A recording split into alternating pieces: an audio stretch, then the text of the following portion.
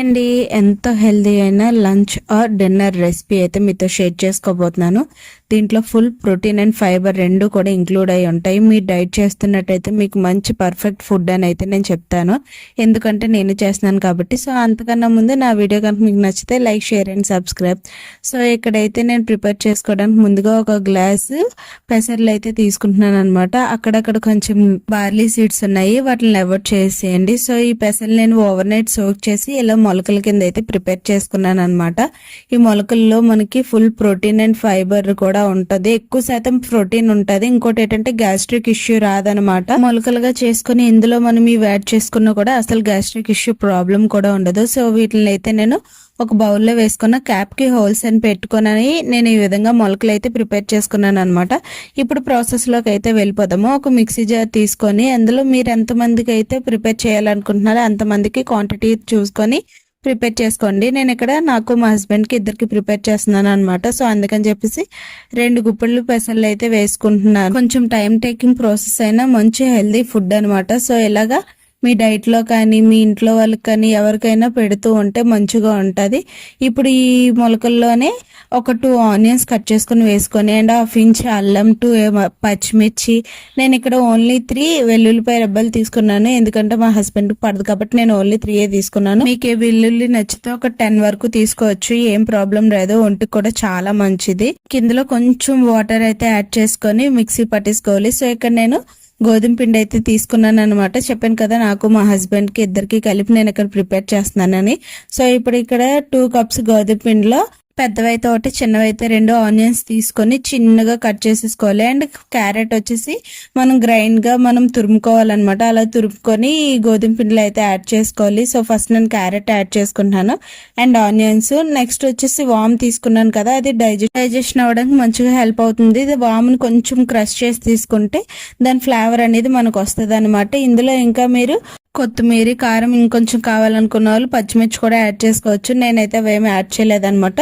So ఇంకా వామ్ అయితే crush చేసుకొని వేసేసుకున్నాను కదా, ఇందులోనే కొంచెం సాల్ట్, కొంచెం కారం మన రుచికి తగ్గట్టు, టేస్ట్ కి తగ్గట్టు చూసుకొని మనం వేసుకోవాలన్నమాట. అండ్ ఇప్పుడు తీసుకున్న అన్నట్లో కూడా ఫైబర్ అనేది ఎక్కువగా ఉంటది. గోధుమ పిండిలో కానీ, క్యారెట్ లో కానీ, ఆనియన్ లో కానీ రెండట్లో కూడా ఫైబర్ అనేది చాలా ఎక్కువగా ఉంటుంది. ఫైబర్ ఈ అన్నట్లో మిక్స్ అయి ఉంటుంది కాబట్టి ఆల్రెడీ నేను అక్కడ మిక్స్ చేసుకున్న మొలకల పేస్ట్ అయితే ఉంది కదా, దాంట్లో ఫుల్ ప్రోటీన్ ఉంటది. సో ఫైబర్ ప్రోటీన్ రెండు ఇంక్లూడ్ అయి ఉంటది కాబట్టి మంచి హెల్దీ ఫుడ్ అనమాట ఇది. ఆల్రెడీ నేను గ్రైండ్ చేసి పెట్టుకున్న పేస్ట్ అయితే ఇప్పుడు ఇందులో యాడ్ చేసేస్తున్నాను అనమాట. ఇంకా వాటర్ అయితే ఏమీ యాడ్ చేయవసరం లేదు. ఈ పేస్ట్ తోటే మనం పిండిని మొత్తము కలిసిపోయేటట్టు మిక్స్ చేసుకోవాలన్నమాట. నేను తీసుకున్న పిండికి ఈ పేస్ట్ అనేది కొంచెం ఎక్కువైపోయింది అనమాట. సో అందుకని చెప్పేసి నేను ఇంకొంచెం గోధుమ పిండి అయితే యాడ్ చేశాను. ఆ క్లిప్ అయితే మిస్ అయింది, అందుకే మీతో ఇందులో షేర్ చేసుకోవట్లేదు. ఇంకా మెత్తగా చపాతీ పిండిలా ఎలాగైతే కలుపుకుంటామో ఇంకా ఆ విధంగా కలుపుకున్న తర్వాత మూత పెట్టేసి ఒక 15 మినిట్స్ అయితే పక్కన పెట్టుకోవాలి. అలాగైతే మనం చపాతీ చేసుకున్నప్పుడు మంచిగా స్మూత్ గా వస్తుంది అనమాట.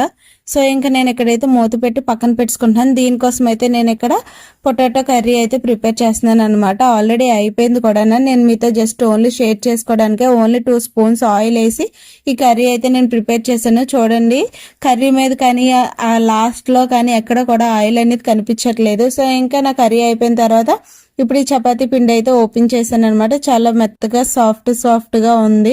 ఇంక ఇదైతే మనం ఇప్పుడు చపాతీ చేసుకోవడానికి టైం అయితే వచ్చింది. సో ఇంకా ఈ క్వాంటిటీ వచ్చేసి 2 పర్సన్స్ అని చెప్పాను కదా, ఇంకా నాకు మా హస్బెండ్ కి ఇద్దరికి కూడా నేనైతే ఇక్కడ ప్రిపేర్ చేసేస్తున్నాను. ఎంత స్మూత్ గా ఉందంటే కట్ చేస్తుంటే, అంటే చేతితో అలాగా బాల్ లా చేస్తుంటే చాలా స్మూత్ గా వస్తుంది అనమాట. సో మీరు కూడా ట్రై చేయండి. ఇలా నాకు మా హస్బెండ్ కి ఇద్దరికి కలిపి ఒక 4 అయితే చేశాను నేను ఇక్కడ. 4 కూడా కొంచెం పిండి యాడ్ చేసుకుంటూ మనం ఎప్పుడు చపాతీ ఎలా పాముకుంటామో సేమ్ అలాగే పామేసుకోవాలన్నమాట. కాకపోతే ఇందులో ఏంటంటే మనం ఆనియన్, క్యారెట్ అండ్ వాము ఇవన్నీ వేయడం వల్ల కొంచెం రౌండ్ షేప్ అనేది రాదనమాట. ఎందుకంటే వీటి వల్ల షేప్ అనేది పర్ఫెక్ట్ గా రాదు.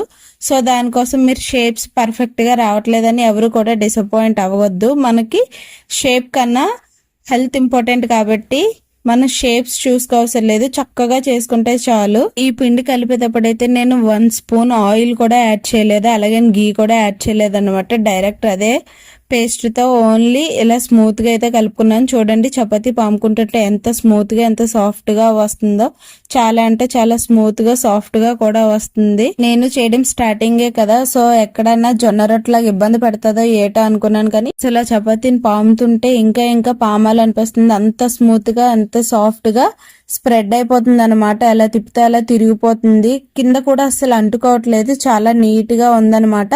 మనం కలుపుకున్న విధానం బట్టి అండ్ దానికి ఇచ్చిన టైం బట్టే మనకి ఇంత నీట్ గా అనేవి వస్తాయి. సో మంచిగా కలుపుకొని ఒక 15 or 20 minutes మూత పెట్టి పక్కన పెట్టేసుకుంటే చాలా అంటే చాలా సాఫ్ట్ గా ఉంటది అనమాట. ఇంకొక విషయం ఏంటంటే, చూస్తున్నారు కదా, తీసేటప్పుడు కూడా అసలు ఇబ్బంది అనిపించట్లేదు. దీనికి నేను కాల్చేటప్పుడు ఆయిల్ అయితే యాడ్ చేయట్లేదు అనమాట. ఓన్లీ గీయే యాడ్ చేస్తున్నాను. ఎందుకంటే ఆయిల్ కన్నా డైట్ చేస్తున్న వాళ్ళకి గీ అనేది చాలా మంచిది హెల్త్ కూడా, కాబట్టి నేను ఇక్కడ గీ అయితే యాడ్ చేస్తున్నాను.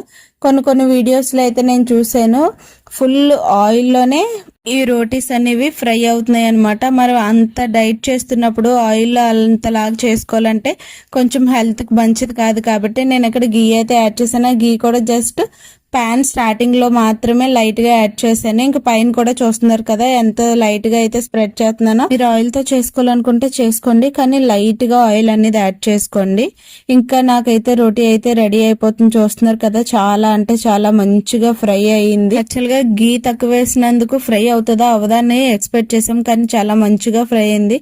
రెండు వైపులా చూపిస్తాను, చూసారా మంచిగా కాలింది కదా.